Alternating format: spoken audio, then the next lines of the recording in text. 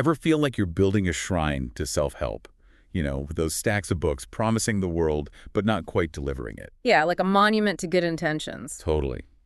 We're all about action here. So today, we're diving deep into why that disconnect exists between reading about self-improvement and actually, well, improving. Right, like we crave that growth, but then reading a book about it kind of feels like we already did the thing. Exactly. Like that time I spent an entire weekend totally immersed in this book on productivity.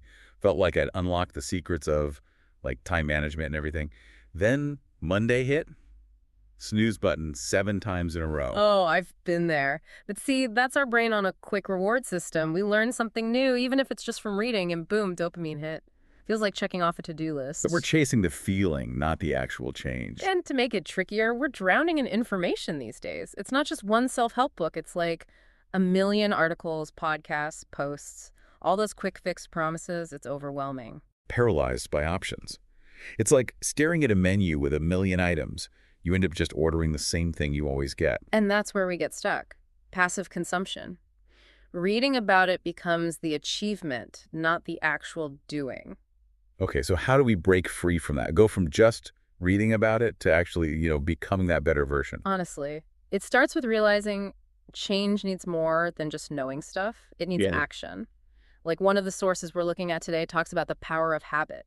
Just because you understand how habits work doesn't mean you'll magically change your behavior. Right, like knowing about it and actually doing it are two different universes. It's like imagine learning to swim by reading a book. You can know every stroke, every technique, but until you jump in the water, nothing's happening. And that's what trips us up, right? Expecting instant zen after a chapter on mindfulness. But real change is about those small, consistent steps, not the overnight transformations. And being intentional with where our energy goes, instead of trying to change everything at once, which is, let's be real, overwhelming, we need to pick one thing, one habit we want to build, and really focus on that. So not, I'm going to be healthier, but something concrete, like walk for 30 minutes every day after lunch. Exactly. That laser focus helps us cut through the noise, makes action way more likely.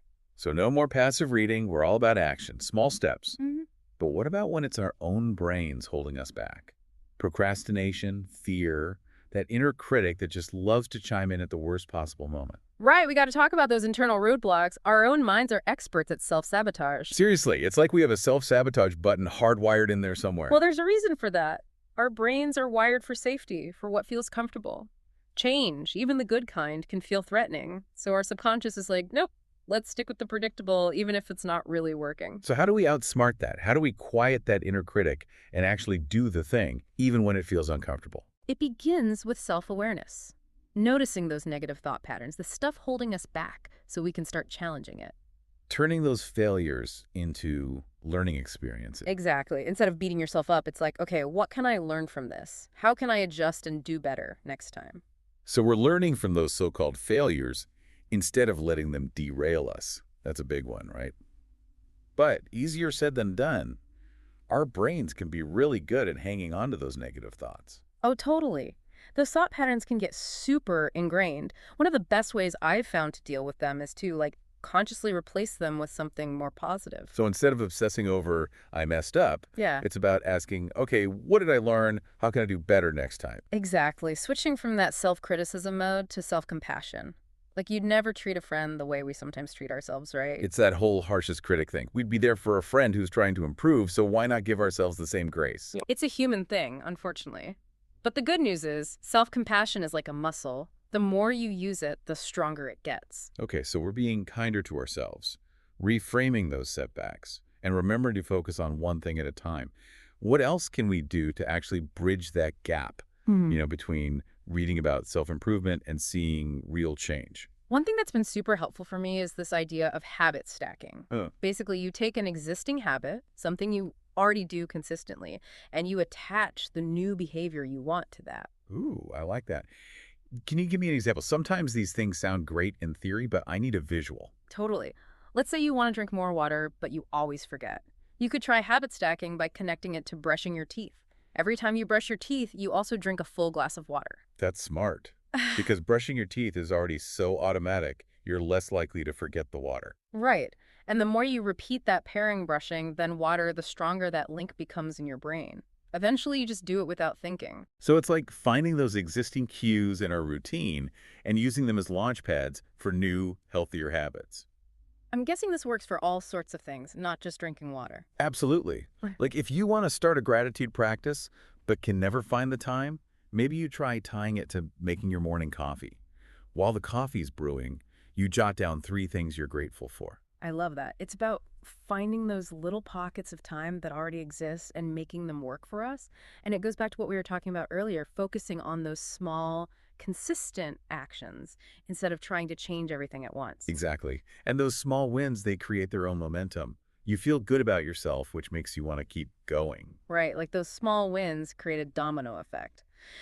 Speaking of wins, one of the sources we were looking at talked about how important it is to actually celebrate those wins, even the small ones. It's easy to just power through those little wins without really acknowledging them, but celebrating them, even in a small way, can be really motivating, right? For sure. It plays into how our brains are wired. Rewards release dopamine, which basically reinforces that behavior, making us more likely to keep doing it. Like giving ourselves a pat on the back for a job well done, even if it's a small job. Exactly. And it doesn't have to be anything big. Sometimes it's just taking a minute to really feel good about what you did, or treating yourself to something small, or telling a friend about it. Sharing those wins with someone who gets it. And speaking of support, one of the sources we were looking at talked about how important it is to have those supportive people around us, especially when we're trying to make changes. It makes a huge difference. When you've got people who believe in you, who are there to cheer you on and lend a hand if you stumble, that whole self-improvement journey feels less intimidating, more like, I don't know, an adventure. Instead of like climbing Mount Everest, it's more like a hike with friends, right? You've got your crew there with you. Exactly. And just like a good hiking buddy can motivate you and keep you going, having those positive influences in your life can actually help keep those negative thoughts and self-sabotaging behaviors in check. Because negativity can spread like wildfire, but so can positivity. Totally. And surrounding yourself with support doesn't mean you need to like ditch your whole friend group. It's more about being intentional about the relationships that light you up, the ones that give you energy instead of draining it. It's about creating that positive space for growth, both in your head and in your life. I like that because real change, it happens on all these different levels, Yeah. you know? It's the self-awareness, the mindset, the actions, but also having a life that supports all of that. So as we wrap up this deep dive on turning self-help into self-action, what's the one thing you hope our listeners take away from all of this? That you're capable of amazing things. But it doesn't just happen. It takes being intentional, making a choice. So pick one thing, anything that you want to improve in your life, and then take that first step. It doesn't matter how small it is. Those small steps, over time, they add up to incredible transformations. And you don't have to do it alone. Grab a friend, a mentor, whoever you trust, and share those goals, the struggles, the victories.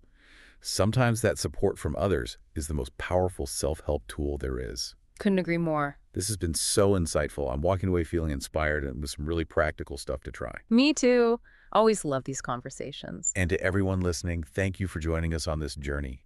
Remember, you have the power to make incredible changes in your life. Until next time, keep learning, keep growing, and most importantly, keep taking action.